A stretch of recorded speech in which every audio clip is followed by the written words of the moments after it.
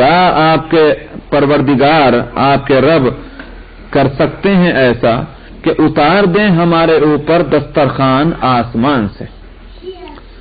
Bible کے اندر اس انداز میں تو یہ واقعہ نہیں، لیکن یہ معلوم ہوتا ہے کہ کہیں مسئلہ ایسا ضرور درپیش ہوا تھا، اور 2-3 واقعے ایسے آتے ہیں اس میں کہ کھانے والے بہت، مہمان زیادہ آ گئے اور کھانے کے لیے سامان نہیں، تو وہاں یہ ہوا کہ چند روٹیاں تھیں وہ اکٹھی کی گئیں، اور اس میں حضرت عیسیٰ علیہ السلام نے برکت کی دعا فرمائی، اور 500 اور 700 کے لوگوں نے کھانا کھایا، اور وہ پھر بھی سامان بچا رہ گیا وہاں۔ تو اس طرح قرآن شریف اس کو ایک دوسرے انداز میں بیان کر رہا ہے، اور وہ یہ کہ حواریین نے یہ کہا کہ اے عیسیٰ ابن مریم، کیا آپ کا رب ایسا کر سکتا ہے کہ ہمارے اوپر کوئی دسترخوان آسمان سے اتار دے؟ کر سکنے کے معنی یہ نہیں کہ اس کی قدرت میں ہے کہ نہیں، بلکہ کر سکنے کے معنی یہ ہے کہ ہماری اس ضرورت کو اللہ تعالیٰ اس طرح پورا کرنے کے لیے تیار ہیں کیا؟ تو قدرت میں تو ہے، مگر ظاہر ہے کہ یہ چونکہ اسباب عادیہ کے خلاف ہوگا۔ کیا اللہ تعالیٰ کی مرضی ہوگی کہ وہ ہمارے لیے ایسا کر دے؟ یہ مطلب ہے لیستطیع۔ قال اتقوا اللہ ان کنتم مؤمنین، حضرت عیسیٰ علیہ السلام نے کہا کہ اللہ سے ڈرو اگر تم ایمان والے ہو۔ کیا مطلب؟ ایمان والوں کی شان یہ نہیں ہوئے کہ اللہ کی قدرت کو آزمائیں، یہ تو اللہ کی قدرت سے کھیلنا ہے۔ بھئی اسباب عادیہ کیا ہیں؟ اسباب عادی جو بھی ہیں کہ ہاتھ ہلاؤ، محنت کرو، مزدوری کرو، مشقت اٹھاؤ اور اس سے جو ہے فائدہ اٹھاؤ، یہ ہے اسباب عادیہ۔ ایمان والوں کو یہی طریقہ اختیار کرنا چاہیے، اللہ کی قدرت سے نہیں کھیلنا چاہیے۔ اس آیت سے اشارہ اس طرف بھی ہوا کہ ہم جیسے لوگ جہاں نماز پڑھنی شروع کی اور اس کے بعد فوراً انتظار میں بیٹھ جاتے ہیں کہ بس اللہ میاں کی طرف سے کرامتیں ظاہر ہوں گی اور ساری دنیا جو ہے ہماری غلام بن جائے گی اور غیب سے دروازے کھل جائیں گے، پھر نہ ہمیں محنت کرنے کی ضرورت ہے نہ مشقت اٹھانے کی، دنیا مشقت اٹھائے گی، ہم کو بے مشقت کھانے کو ملے گا۔ یہ نہیں، قال اتقوا اللہ ان کنتم مؤمنین، اللہ سے ڈرو اگر تم ایمان والے ہو، یعنی اللہ کی قدرت میں ہے۔ پھر تم کیوں اللہ کی قدرت کے بارے میں سوال کرتے ہو، کیا ایسا کر سکتا ہے نہیں کر سکتا؟ یہ سوال معجزات کا اور کرامتوں کے مطالبے کا، یہ مطالبہ جو ہے یہ وہ کریں جو کافر ہیں، جن کو یقین نہیں۔ ایمان والوں کو جب یہ یقین حاصل ہے اللہ اور اللہ کی قدرت پر، تو پھر اس طرح کا سوال جو ہے یہ بے ادبی ہے، اس لیے روکا۔ تو قالوا نريد، حواریین نے جواب دیا کہ ہرگز ہماری نیت یہ نہیں ہے کہ اللہ کی قدرت کو آزمانا چاہتے ہیں، یہ ہمیں کوئی شک ہے، یہ قطعاً جذبہ نہیں ہمارے اندر۔ قالوا نريد ان ناكل منها وتطمئن قلوبنا، ہم تو صرف ہماری خواہش یہ ہے کہ ہم اس میں سے کھائیں گے، اس وقت ہم ضرورت مند ہیں، ہمارے پاس کھانے کو نہیں، ہم کھائیں گے، اور وتطمئن قلوبنا، اور اس سے ہمارے دلوں کو اطمینان ہوگا کہ اللہ سبحانہ و تعالیٰ نے کس طرح سے غیب سے ہمارے مدد فرمائی، اللہ کی مہربانیوں کے ہم کس طرح سے مستحق ہوئے کہ خاص گویا یوں کہیے کہ خزانہ غیب سے ہم کو یہ چیز ملی، جب اس ذریعے سے ملا کرتی ہے تو اس سے خاص کیفیت حاصل ہوتی ہے دلوں کے اندر، اور خوشی اور مسرت ہوتی ہے۔ اسباب عادیہ سے جو چیز حاصل ہوتی ہے اس کی خوشی اور ہوتی ہے، اور اسباب غیبیہ جو ہیں اس سے کوئی چیز حاصل ہو تو اس کی خوشی الگ قسم کی ہوتی۔ دراصل ہم وہ خوشی چاہتے ہیں۔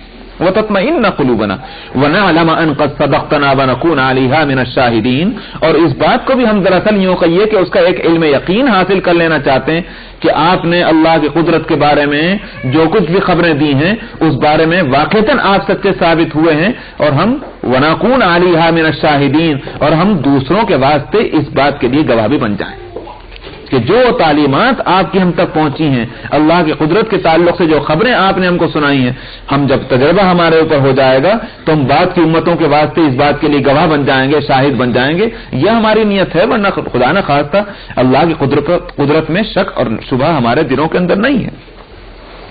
قال عیسی ابن مریم اللہم ربنا انزل علینا مائدۃ من السماء، عیسیٰ علیہ الصلوۃ والسلام نے جب دیکھ لیا کہ ایمان اور یقین کے اندر کمی اور شک اور شبہ کا کوئی مسئلہ نہیں ہے، اللہ کا فضل ہے، بلکہ یہ کہ مزید نعمتیں چاہتے ہیں، تو اس اطمینان کر لینے کے بعد عیسیٰ علیہ السلام نے دعا کی۔ کہا عیسیٰ ابن مریم نے اے اللہ، اے ہمارے پروردگار، اتار دیجئے ہمارے اوپر دسترخوان آسمان سے۔ اسی واقعے کی وجہ سے اس سورت کا نام سورہ مائدہ ہے۔ مائدہ دسترخوان کو کہتے ہیں کیونکہ ایک اہم واقعہ تاریخی ہے، اس لیے اس واقعے کی مناسبت سے سورت کا نام سورہ مائدہ ہوا۔ اے ہمارے رب، اتار دیجئے ہمارے اوپر دسترخوان آسمان سے، تکون لنا عیدا لاولنا وآخرنا، جو خوشی کا سبب بنے گا ہمارے اول اور آخر، گویا جو اس وقت موجود ہیں ان کے لیے بھی اور جو آخر آنے والے ہیں ان کے لیے بھی۔ اول جو موجود ہیں ان کے لیے تو یہ کہ وہ تو خود اس سے فائدہ اٹھائیں گے دسترخوان سے، اور جو آخر والے اس لیے کہ ان کو یوں خوشی ہوگی کہ آباء و اجداد پر جو انعام ہوتا ہے تو اولاد کو بھی اس سے خوشی ہوا کرتی، اس واسطے تکون لنا عیدا لاولینا وآخرنا وآیۃ منک، اور وہ گویا ایک نشانی ہوگی آپ کی طرف سے ہمارے لیے، وارزقنا وانت خیر الرازقین، اور ہم کو رزق عطا فرما، آپ ہی تو بہترین رزق دینے والے ہیں، یعنی حقیقی رزاق آپ ہیں، اور یوں کہیے کہ بہترین رزق دنیا میں اور بھی ذریعے سے رزق حاصل ہوتا ہے مگر 10 قسم کی تکلیفیں اس میں موجود ہیں۔ اللہ سبحانہ و تعالیٰ کے خزانہ غیب سے جو رزق ملتا ہے وہ تو بغیر تکلیف کے آئے گا، اس سے بہتر کون سا رزق؟ اور پھر ظاہر ہے کہ اللہ کی طرف سے جو رزق آئے گا وہ نورانی رزق ہوگا، اس میں نقصان کا کوئی پہلو ہوئے گا نہیں بالکل، اس لیے فرمایا کہ وَأَنْتَ خَيْرُ الرَّازِقِينَ، آپ بہترین رزق دینے والے ہیں۔ قال اللہ انی منزلها علیکم، اللہ تعالیٰ نے دعا قبول فرمائی اور فرمایا کہ میں اتارنے والا ہوں تمہارے اوپر وہ مائدہ دسترخوان، فمن یکفر بعد منکم، لیکن دیکھو میری ایک عادت بھی ہے، مطلوبہ معجزہ جب آ جاتا ہے اس کی اگر کوئی ناقدری کرے تو پھر سزا کا مستحق ہوتا ہے وہ شخص۔ مطلوبہ معجزہ اگر طلب نہ ہو کسی معجزے کی تو پھر تو معاملہ دوسرا ہوتا ہے، معجزے کی طلب ہو اور وہ معجزہ سامنے آ جائے پھر ایک ہی راستہ ہے، وہ یہ کہ سیدھے سیدھے چلو، جو ٹیڑھا ہوا سزا کا مستحق ہوا وہ۔ فمن یکفر بعد منکم، سو جس نے پھر اس کے بعد ناقدری کی تم میں سے بعد اس کے فإنی اعذبہ عذابا لا اعذبہ احدا من العالمین، تو میں اس کو عذاب دوں گا ویسا عذاب کہ دنیا میں کسی کو ویسا عذاب نہیں دیا۔ تو یہ آپ نے فرمایا، چنانچہ مفسرین یہی لکھتے ہیں کہ اگرچہ یقینی طور پر تو اس کا ثبوت نہیں ملتا، بعض اقوال صحابہ ہیں ایسے بے شک کہ جس سے معلوم ہوتا ہے کہ وہ مائدہ نازل ہوا، اس لیے کہ بعض اقوال سے یہ سمجھا گیا ہے کہ وہ مائدہ آیا نہیں، اور انہوں نے جب یہ آیت سنی تو انہوں نے گویا کانوں پہ ہاتھ رکھے، انہوں نے کہا کہ کہیں ایسا نہ ہو کہ ہم اس کی گویا ناقدری کریں، ہم سے کوئی خطا ہو جائے، اور انہوں نے اپنا مطالبہ واپس لے لیا کہ اس مصیبت سے اچھا ہے بس یہی مصیبت ہے جو کچھ ہم پر گزر رہی ہے، وہ اگر ہم سے ناقدری ہوئی تو پھر ہم عذاب کے مستحق ہوں گے، ڈر گئے۔ بعض تو یہ کہتے ہیں، اور بعض اقوال اس بات کی تائید کرتے ہیں کہ مائدہ اترا، اب ایک ہی وقت کے لیے اترا یا وہ مسلسل اترتا رہا، اس میں بھی اختلاف ہے۔ بعض کہتے ہیں کہ مسلسل اترا، لیکن ہوا یہ کہ اس میں انہوں نے اس کی ناقدری اس طرح کی کہ پابند کیا گیا تھا اس بات کے لیے کہ اس میں سے بچا کر نہ رکھا جائے، جو کچھ آئے کھائیں پئیں اور اس کو صدقہ کر دیں، بچا کر دوسرے وقت کے لیے نہ رکھیں۔ مگر انسان کی جو حریص طبیعت ہے اس نے یہی کیا، کچھ دن کے بعد کہ اس میں سے بچا کر رکھا گیا تو فوراً مائدہ کا نزول کو روک بھی دیا گیا، اور بعض کہتے ہیں کہ ان پر کسی طرح کا عذاب بھی آیا، مگر میں نے کہا کوئی یقینی ذریعہ اس معلومات کا نہیں ہے، محض بعض اقوال ہیں جو تفسیروں کے اندر ملتے ہیں، واللہ اعلم۔ کی عمر کہتے ہیں جب پکڑے گئے 32 سے 33 سال کی تھی، تو کیا وہ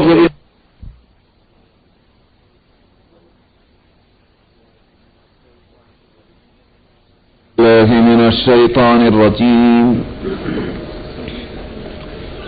بسم اللہ الرحمن الرحیم وَإِذْ قَالَ اللَّهُ يَا عِيسَى ابْنَ مَرْيَمَ أَأَنْتَ قُلْتَ لِلنَّاسِ اتَّخِذُونِي وَأُمِّيَ إِلَٰهَيْنِ مِن دُونِ اللَّهِ قال سبحانك ما يكون لي أن أقول ما ليس لي بحق إن كنت قلته فقد علمته تعلم ما في نفسي ولا أعلم ما في نفسك إنك أنت علام الغيوب ما قلت لهم إلا ما أمرتني به أن اعبدوا الله ربي وربكم وكنت عليهم شهيدا ما دمت فيهم فلما توفيتني كنت أنت الرقيب عليهم وأنت على كل شيء شهيد إن تعذبهم فإنهم عبادك وإن وإن تغفر لهم فإنك أنت العزيز الحكيم. قال الله هذا يوم ينفع الصادقين صدقهم لهم جنات تجري من تحتها الأنهار خالدين فيها أبدا رضي الله عنهم ورضوا عنه ذلك الفوز العظيم. لله ملك السماوات والأرض وما فيهن وهو على كل شيء قدير. صدق الله العظيم.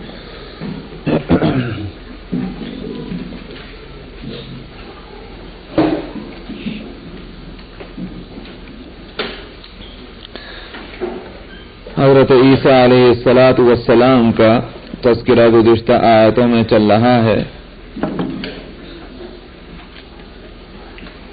جو ذکر اب تک آیا اس کا تعلق تو دنیا میں گزرے ہوئے واقعات سے ہے، اور اس کا مقصد میں نے بتلایا تھا کہ مقصد یہ ہے کہ ایک طرف تو عیسائیوں کو اس بات کا احساس ہو کہ اللہ سبحانہ و تعالی کی کیسی نعمتیں ان کو حاصل ہوئیں، اور دوسرا یہ احساس ان کو ہو کہ جن کو ہم نے خدا کا بیٹا کہہ دیا وہ خدا کے سامنے اسی طرح مجبور ہے کہ جس طرح کوئی بھی مخلوق خالق کے سامنے مجبور ہوتی ہے. تو اسی طرح سے حضرت عیسیٰ علیہ السلام بھی مجبور ہیں. خدا کا بیٹا ہوتے تو خدائی میں شریک ہوتے جیسا خود ان کا عقیدہ ہے، وہ با اختیار ہوتے، لیکن وہ ایک چیز میں خدا کے محتاج ہیں جس طرح ہر مخلوق محتاج ہوتی ہے. تو نہ وہ کیسے خدائی میں شریک ان کو قرار دیا جا سکتا ہے اور کیسے وہ خدا کے بیٹے ہو سکتے ہیں، اس طرح متوجہ کرنا تھا. تو ٹھیک اسی غرض سے یہاں یہ بات بھی ذکر کی جا رہی ہے کہ جو قیامت میں پیش آئے گی. قیامت میں کیا ہوگا؟ حضرت عیسیٰ علیہ الصلاۃ والسلام سے پہلے سوال ہوگا ان باتوں کے تعلق سے کہ جو باتیں دنیا میں عیسائی کرتے رہے ہیں حضرت عیسیٰ علیہ السلام کے تعلق سے. تو جو بات اس رکوع کے اس سے پہلے کے رکوع کے بالکل شروع میں آئی تھی کہ یوم یجمع اللہ الرسل فیقول ماذا اجبتم، کہ پیغمبروں کو اللہ تعالیٰ جمع فرمائیں گے قیامت کے دن اور ان سے پوچھا جائے گا تمہیں کیا جواب دیا گیا تھا، تمہارے ساتھ کیا معاملہ کیا گیا تھا. تو اسی اصول کے تحت یہاں حضرت عیسیٰ علیہ السلام سے پوچھا جائے گا. ان کی امت کے لوگوں سے پہلے نہیں پوچھیں گے تم بتاؤ تم نے کیسے کسی کو خدا کا بیٹا کہا، تم نے یہ بات کیوں کہی. ان سے بعد میں پوچھیں گے، پہلے تو عیسیٰ علیہ السلام سے پوچھیں گے. اس لیے کہ اگر یوں کہہ دے کوئی شخص امت میں کا کوئی کھڑا ہو کر کہ ہم نے جو کچھ کہا وہ آپ کے نبی نے کہا تھا، اس کے مطابق ہم نے کہا، ہم کیا جانے کون ہے خدا اور خدا کا کوئی بیٹا ہے کہ نہیں، انہی عیسیٰ نے ہم سے کہا، ہم نے وہی بات ہم نے بھی کہہ دی. اس لیے یہ موقع دینے سے پہلے عیسیٰ سے کوئی نہ پوچھ لیا جائے علیہ الصلاۃ والسلام جو خدا کے پیغمبر تھے. تو اس لیے یہاں حضرت عیسیٰ علیہ السلام سے کہا جائے گا. تو اس وقت کو یاد کرو کہ جب کہیں گے اللہ قال، اگرچہ پاسٹ ٹینس ہے، ماضی کا صیغہ ہے، لفظی ترجمہ تو یہ ہوگا کہ جب اللہ نے کہا، حالانکہ یہ قیامت میں فرمائیں گے، مگر اس کا فرمانا اتنا یقینی ہے کہ جیسے کہ ماضی میں ایک واقعہ ہو چکا، اس لیے ماضی کا صیغہ لائیں. جب فرمائیں گے اللہ اے عیسیٰ ابن مریم، کیا تو نے ہی لوگوں کو کہا تھا کہ مجھے اور میری والدہ کو معبود بنا لو اللہ کو چھوڑ کر؟ اللہ کو چھوڑ کر یہاں دو باتیں ہیں. ایک تو یہ کہ کیا حضرت مریم ان کو بھی خدائی میں شریک کیا گیا، ان کی عقیدہ ہے؟ تو واقعہ یہ ہے کہ ان کے عقیدہ یہ ہے، اگرچہ تمام عیسائیوں کا نہ ہو، لیکن جو کیتھولک چرچ ہے ان کے یہاں تو ان کو معبود بنا لیا گیا ہے. اور تقریباً یہ بات ان کے یہاں چلی 3 یا 4 صدی جو عیسوی تھی، اور اس وقت یہ بات ہوئی کہ حضرت مریم کو خدائی میں شریک قرار دیا گیا. آج ان کے چرچ میں حضرت مریم کے بت کھڑے ہوئے ہیں اور ان کو سجدے کیے جاتے ہیں, ان سے منتیں مانی جاتی ہیں, یہ سب کچھ ہوتا ہے. تو خدائی میں ان کو شریک تو کر لیا گیا. اور میں نے کہا کہ سب نہیں, ایک فرقہ ہے وہ آج کیتھولک چرچ ان کو کہا جاتا, ورنہ دوسرے فرقے جو ہیں وہ حضرت مریم کو خدائی کا درجہ نہیں دیتے. وہ تیسرا جو اقنوم مانتے ہیں وہ روح القدس کو مانتے ہیں. تو ایک تو مسئلہ یہ ہوا کہ بہرحال ان کا ایک طبقہ ہے جو حضرت مریم کو خدا کہتا ہے, خدائی میں شریک ہے. دوسری بات یہ کہ یہاں من دون اللہ کہا گیا, حالانکہ خدا کے خدائی سے تو کوئی انکار ان میں نہیں کرتا, لیکن وہ خدا کو تنہا خدا نہیں مانتے اور دوسروں کو اس میں شریک کرتے ہیں. لیکن اس کے باوجود قرآن میں یہاں من دون اللہ کہا گیا. سمجھ میں یہ بات آتی ہے کہ خدا کو جب کوئی خدا کہے تو وہ تنہا خدا کہنے سے خدا ہوتا ہے, اور جب اس کے ساتھ کسی کو شریک کر دیا گیا اس کا مطلب یہ ہے کہ اللہ کے اللہ ہونے میں کو نہیں مان رہا ہے. اس لیے تو ایسا یہ جیسے کوئی اللہ کا انکار کر دے, اگرچہ وہ اللہ کو مان رہا ہے لیکن جب دوسروں کو شریک کر رہا ہے اس کے خدائی میں تو اس کا مطلب یہ ہے کہ اللہ کو نہیں مان رہا. اس لیے من دون اللہ کا لفظ آیا.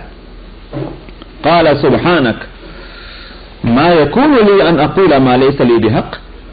حضرت عیسیٰ علیہ الصلوۃ والسلام جواب دیں گے پاک ہے آپ کی ذات, یعنی بھلا یہ عیب آپ کو کیسے لگ سکتا ہے کہ آپ کے ساتھ کوئی دوسرا شریک ہو جائے؟ تو آپ کی ذات ان باتوں سے بلند و بالا ہے, سوال ہی پیدا نہیں ہوتا کہ یہ بات کہی جائے کہ کوئی اور معبود ہے. اور دوسرا یہ کہ ما یکون لی ان اقول ما لیس لی بحق, اول تو خود آپ کی ذات اس عیب سے پاک جس کو میں بھی جانتا ہوں. دوسری بات یہ کہ مجھے اس کا حق ہو کیسے سکتا ہے کہ میں یہ بات کہوں کہ اللہ کو چھوڑ کر مجھے اور میری ماں کو معبود بنا لو. ان کنت قلت فقد علمت, اول تو یہ ہو نہیں سکتا, میں کہہ نہیں سکتا, اور اگر میں نے کہا بھی ہو خداوندہ تو آپ کے تو علم میں ہوگا. ان کنت قلت فقد علمت, اگر میں نے کہا بھی تھا تو آپ کے علم میں ہے. تو ایسا نہیں ہے کہ میرے کہنے سے یہ بات سامنے آئے گی کہ میں نے نہیں کہا, بلکہ یہ کہ عالم الغیب والشہادہ ہیں, آپ کو تو معلوم ہے کہ میں نے نہیں کہا. تعلم ما فی نفسی ولا اعلم ما فی نفسک, جو کچھ میرے دل میں ہے وہ آپ جانتے ہیں اور جو آپ کے دل میں ہے اس کو میں نہیں جانتا. تو میرا علم کیا ہے آپ کے علم کے مقابلے میں اس کی کوئی حیثیت نہیں. آپ کا علم جو ہے وہ ساری چیزوں کا احاطہ کیے ہوئے, تو آپ سے چھپی بھی نہیں بات یہ کہ میں نے کہی کہ نہیں کہی. اس لفظ کو خاص طور پر اس لیے لایا گیا کہ حضرت عیسیٰ علیہ السلام اور اللہ تعالیٰ کے درمیان کا فرق جو ہے وہ واضح ہو جائے کہ خدا کا بیٹا تم کہتے ہو, صفت میں تو یوں کہیے کہ ذاتی صفتوں میں تو یکساں ہونا چاہیے, عارضی صفتوں میں فرق ہو سکتا ہے, لیکن ذاتی صفت جو ہے ان میں یکسانیت ہونا ضروری ہے. ذاتی صفت اور عارضی صفت کا فرق میں بتلاؤں. عارضی صفتیں ہوتی ہیں کہ جو حاصل کرنے سے حاصل ہوتی ہیں, اور ذاتی صفتیں وہ ہوتی ہیں کہ جو ذات کے ساتھ لگی ہوئی ہوتی ہیں, جوڑی ہوئی ہوتی ہیں, ان کو الگ نہیں کیا جا سکتا. مثلا کسی انسان کا تو ذات تو ہے اس کی انسان, لیکن اس انسان کا وہ جو اللہ تعالیٰ نے اس کے اندر وہ صلاحیتیں قدرتی طور پر رکھی ہیں, سمجھ ہونا, بوجھ ہونا, اس کے اندر نسل کا چلنا, اسی طرح اس کا سننے والا ہونا, اس کا دیکھنے والا ہونا, اس کے بولنے والا ہونا, یہ ساری صفتیں جو ہیں وہ ذاتی ہیں کسی انسان کی. یہ حاصل کرنے سے نہیں حاصل ہوتی, قدرت کی طرف سے دی ہوئی ہوتی. عارضی صفتیں وہ ہیں جیسے کسی کا عالم ہونا, کسی کا انجینئر ہونا, کسی کا قاری ہونا, کسی کا حافظ ہونا, یہ صفتیں عارضی کہلاتی ہیں جو حاصل ہونے سے حاصل ہوتی ہیں. تو ضروری نہیں ہے کہ بیٹا جو ہے باپ کی صفتوں عارضی صفتوں میں بھی شریک ہو, کہ باپ اگر عالم ہے تو بیٹا بھی عالم ہو, باپ اگر انجینئر ہے تو بیٹا بھی انجینئر ہو, یہ ضروری نہیں. لیکن یہ ضروری ہے کہ باپ اگر انسان ہے تو بیٹا بھی انسان ہو. یہ نہیں ہو سکتا کہ باپ تو انسان ہے اور بیٹا کوئی جانور بن جائے, یہ نہیں ہو سکتا.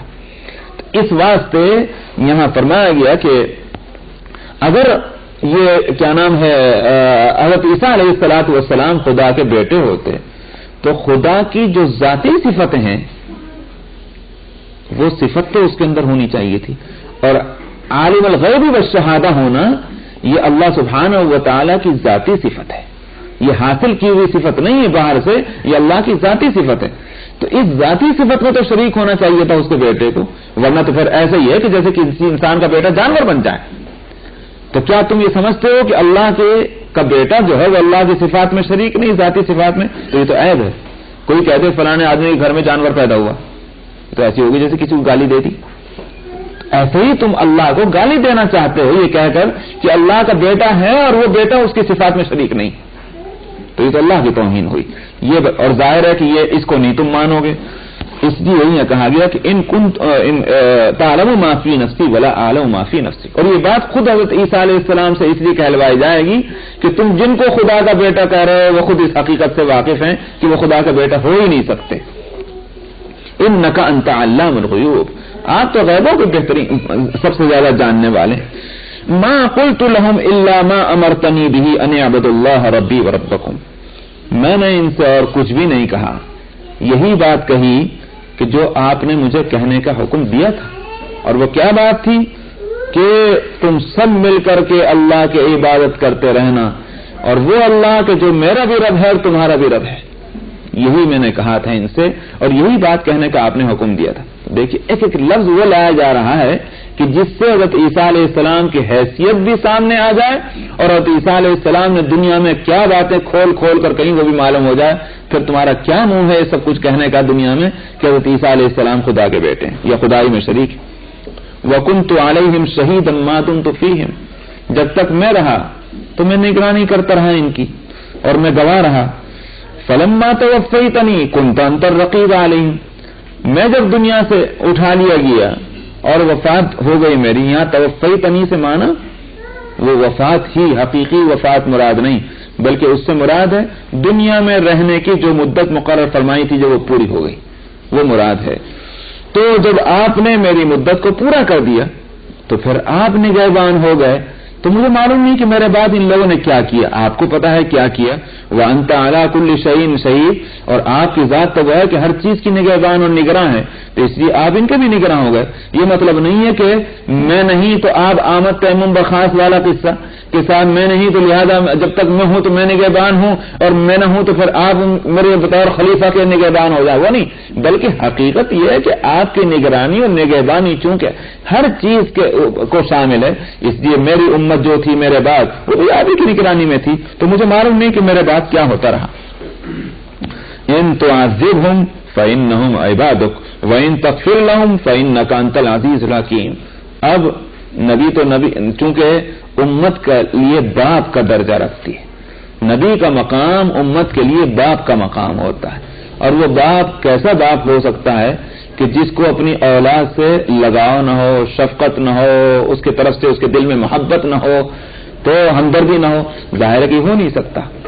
اس لیے یہاں بھی حضرت عیسیٰ علیہ السلام یہ سب کچھ جان لینے کے باوجود امت کے تعلق سے ہمدردی اور گویا ان کی بڑی خواہی کے جذبے سے ان کا دل فارغ نہیں ہوگا، مگر کہاں کھڑے ہوئے ہیں، اس کا مقام ادب جو ہے اس کا بھی پورا اندازہ ہے، اور یہ کہ یہ دنیا میں نہیں ہوں بلکہ آخرت میں ہوں اس کا بھی پورا احساس ہے، تو یہاں سفارش نہیں چلے گی، یہاں عدل اور انصاف سے فیصلے ہونے ہیں، اس کا پورا احساس۔ اس لیے عرض کرتے ہیں اگر آپ ان کو عذاب دیتے ہیں تو یہ آپ کے بندے ہیں، مطلب یہ اپنے بندوں میں آپ کو فیصلہ کرنے کا پورا اختیار ہے، جو چاہے آپ فیصلہ فرمائیں۔ ان تعذبهم فانهم عبادك، اگر آپ ان کو عذاب دیں گے تو یہ آپ کے بندے ہیں، وان تغفر لهم فانك انت العزیز الحکیم، اور اگر آپ ان کے مغفرت فرما دیں تو کوئی آپ کو روکنے والا بھی نہیں۔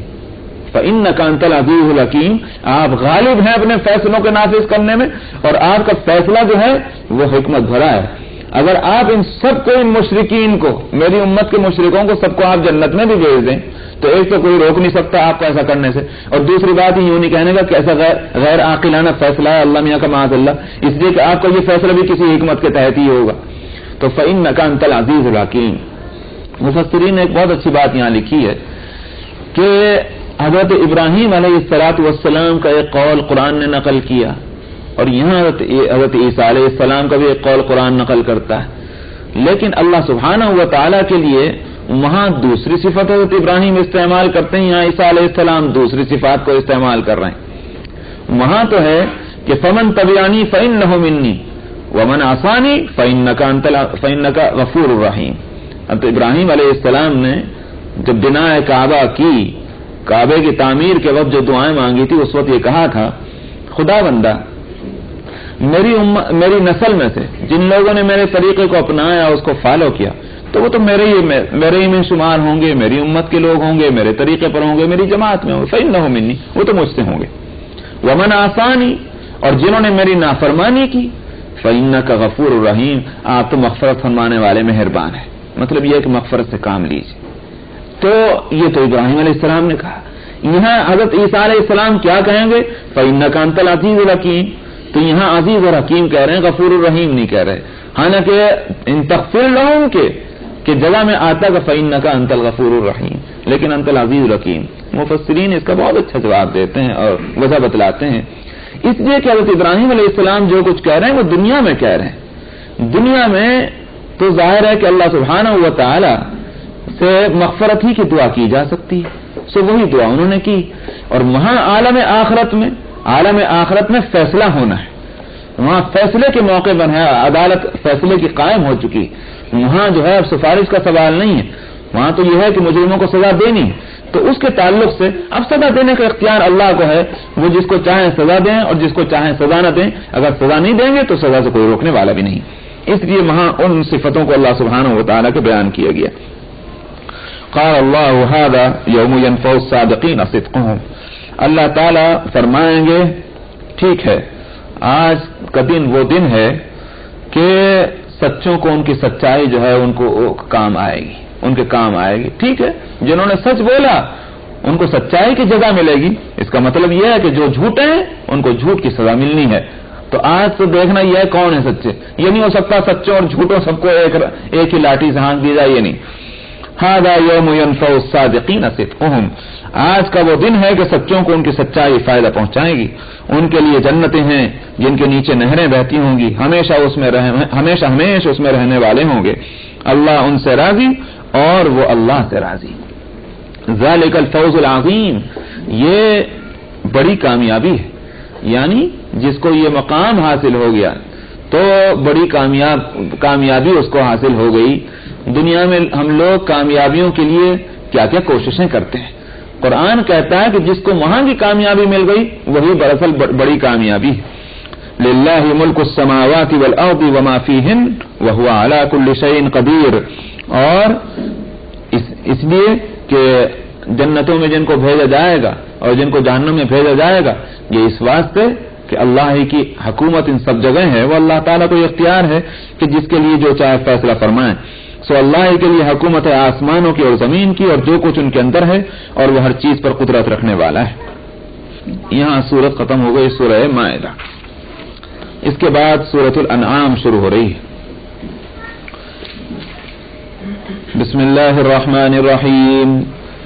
अल्हम्दुलिल्लाहिल्लज़ी खलक़स समावाति वल अर्द व जअलज़ ज़ुलुमाति वन नूर सुम्मल्लज़ीन कफ़रू बिरब्बिहिम यादिलून वल्लज़ी खलक़कुम मिन तीनिन सुम्मा क़ज़ा अजला वअजलुम मुसम्मन इंदहु सुम्मा अंतुम तमतरून वहुवल्लाहु फिस समावाति व फिल अर्द यअलमु सिर्रकुम व जहरकुम व यअलमु मा तक्सिबून वमा तअतीहिम मिन आयतिन मिन आयाति रब्बिहिम इल्ला कानू अन्हा मुरिदीन फ़क़द कज़्ज़बू बिलहक़्क़ि लम्मा जाअहुम फसौफ़ यअतीहिम अंबाउ मा कानू बिही यस्तहज़िऊन अलम यरौ कम अहलकना मिन क़ब्लिहिम मिन क़र्निन मक्कन्नाहुम फिल अर्दि मा लम नुमक्किन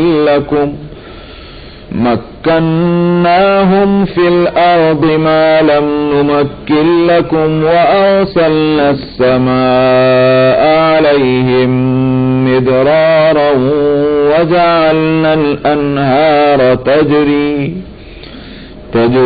मिन तहतिहिम फअहलकनाहुम बिजुनूबिहिम वअंशअना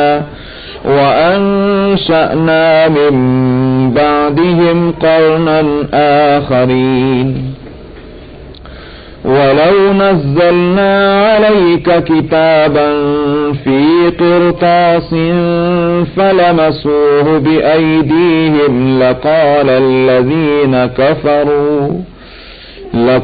الَّذِينَ كَفَرُوا إِنْ هَذَا إِلَّا سِحْرٌ مُبِينٌ وَقَالُوا لَوْلَا أُنْزِلَ عَلَيْهِ مَلَكٌ وَلَوْ أَنزَلْنَا مَلَكًا لَقُضِيَ الْأَمْرُ ثُمَّ لَا يُنظَرُونَ وَلَوْ جَعَلْنَاهُ مَلَكًا لَجَعَلْنَاهُ رَجُلًا وَلَلَبَسْنَا عَلَيْهِمْ مَا يَلْبِسُونَ وَلَقَدِ اسْتُهْزِئَ بِرُسُلٍ مِّن قَبْلِكَ فَحَاقَ بِالَّذِينَ سَخِرُوا مِنْهُم مَّا كَانُوا بِهِ يَسْتَهْزِئُونَ قُلْ سِيرُوا فِي الْأَرْضِ ثُمَّ انظُرُوا كَيْفَ كَانَ عَاقِبَةُ الْمُكَذِّبِينَ صدق اللہ العظیم. یہ سورۃ الانعام ہے. اس سورت میں ایک جگہ ان جانوروں کا تذکرہ آیا ہے، ان چوپاؤں کا کہ جن کے تعلق سے دور جاہلیت سے مشرکین میں اور اہل مکہ میں، یا یوں کہیے کہ قریش میں کچھ غلط نظریات چلے آ رہے تھے، ان کی تردید کی گئی. تو اس مناسبت سے اس سورت کا نام ہی سورۃ الانعام ہو گیا. انعام چوپاؤں کو کہتے ہیں. یہ سورت مکی ہے. قبل ہجرت اس کا نزول ہوا، اور یوں سمجھیے کہ اب تک جتنی صورتیں آپ کے سامنے آ چکی ہیں سورہ فاتحہ سے یہاں تک، تو ان میں یہ پہلی سورت آئی ہے جو مکی جس کو کہا جاتا ہے، یعنی قبل ہجرت اس کا نزول ہوا.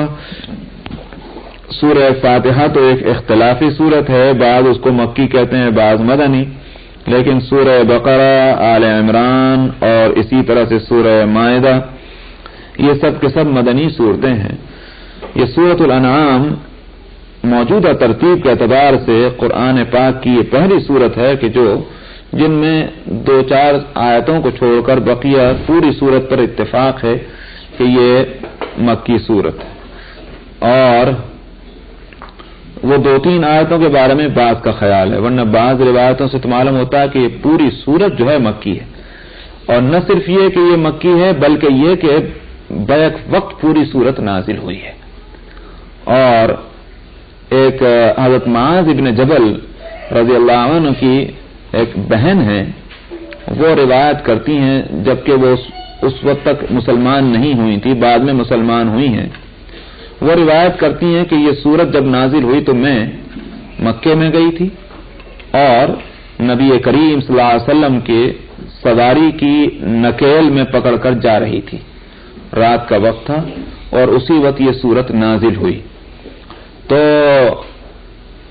اس نزول وحی کا بوجھ اتنا تھا کہ اونٹنی سے جو ہے وہ چلنا بھاری ہو رہا تھا. یہ معلوم ہو جاتا تھا کہ بھائی اس کی کمر شاید اب ٹوٹی، یہ عالم تھا. تو پوری صورت آپ کو اسی رات میں بیک دم اس کا نزول ہوا اور صبح ہونے پر آپ نے پوری صورت لکھوا دی. تو بہرحال اس طرح کی یہ خصوصیت بھی اس صورت کی ہے، ورنہ اتنی بڑی صورت بیک دم نازل ہو اور کوئی صورت نہیں ہے. جہاں تک اس صورت کا مضامین کا تعلق ہے، اس صورت میں پہلے یہ بات سمجھ لی جائے کہ یہ صورت نازل ہوئی ہے کس زمانے میں.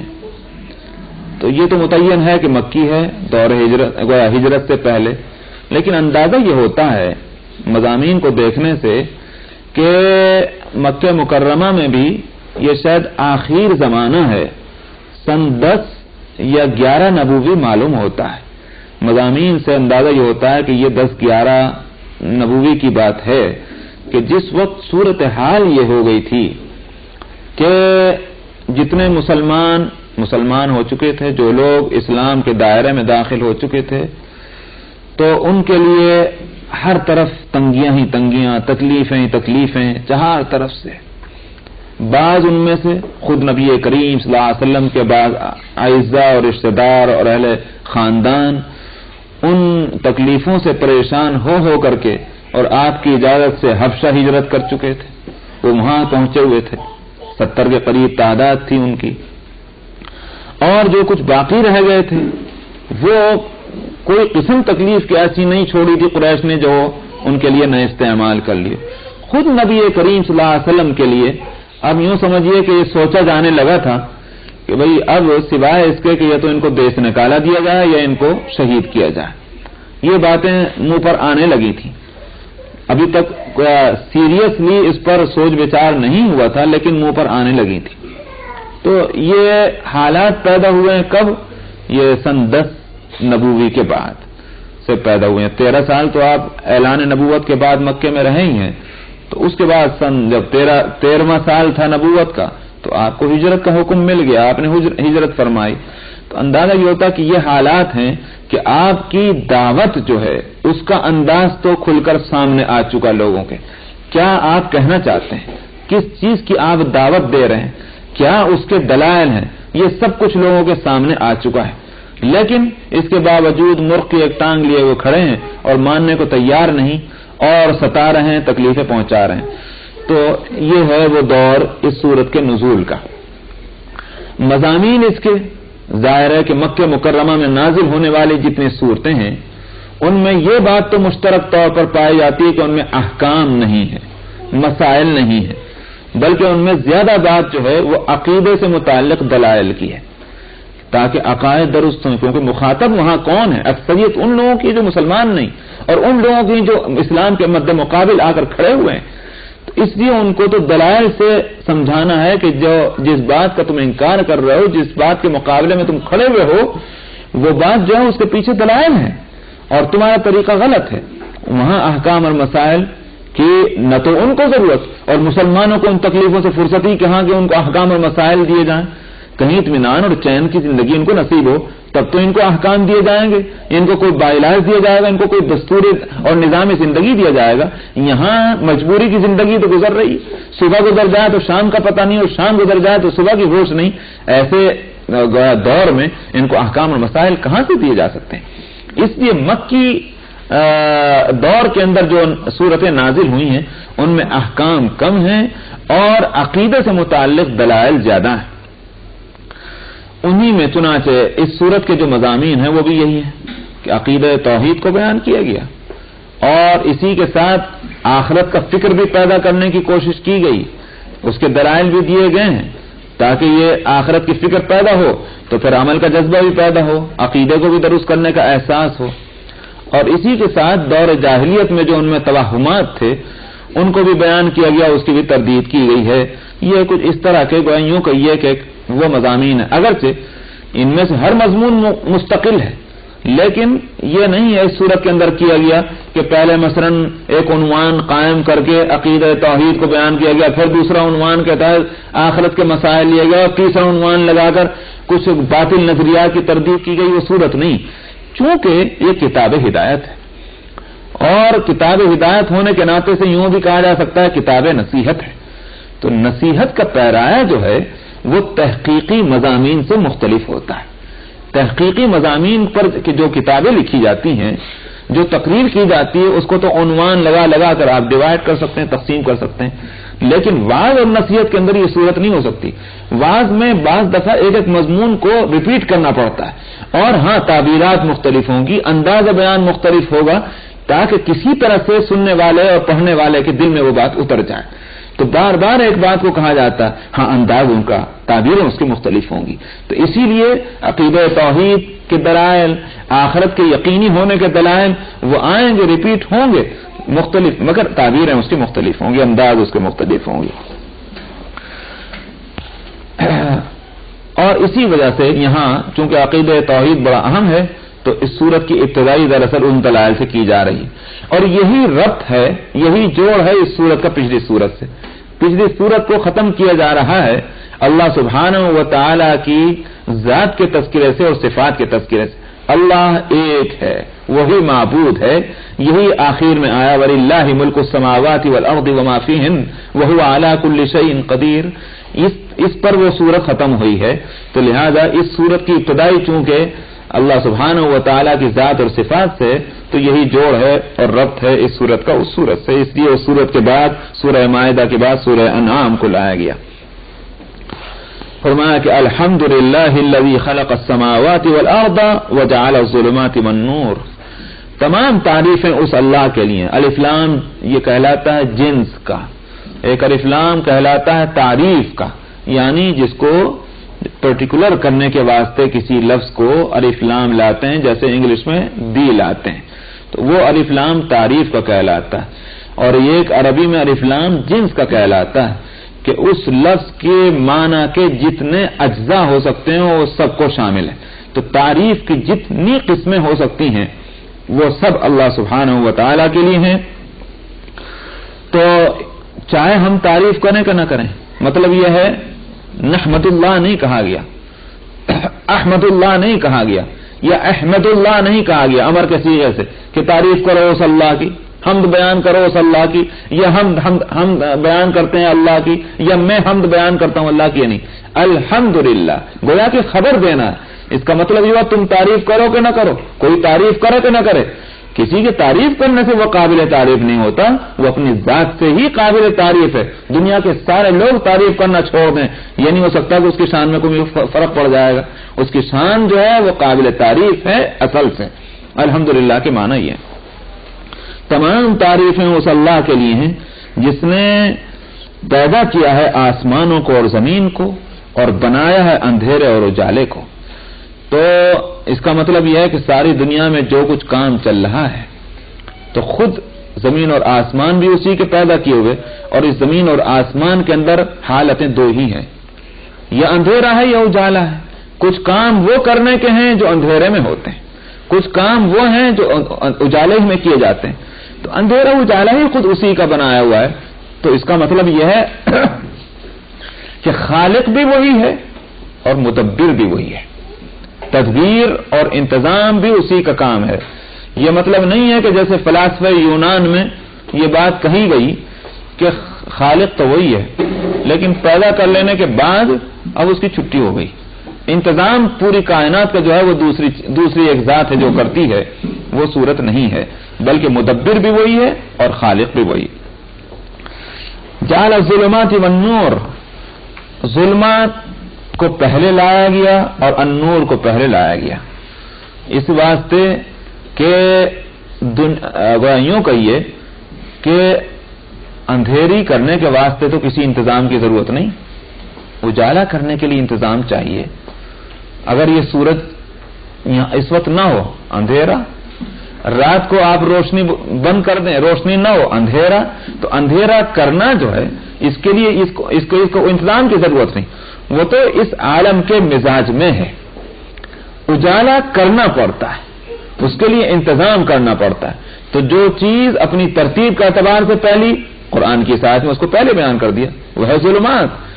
ہاں جو چیز ترتیب کے اعتبار سے بعد میں ہے اور وہ روشنی، اس کو بعد میں لایا گیا. وجعل الظلمات والنور. ایک بات تو یہ ہے.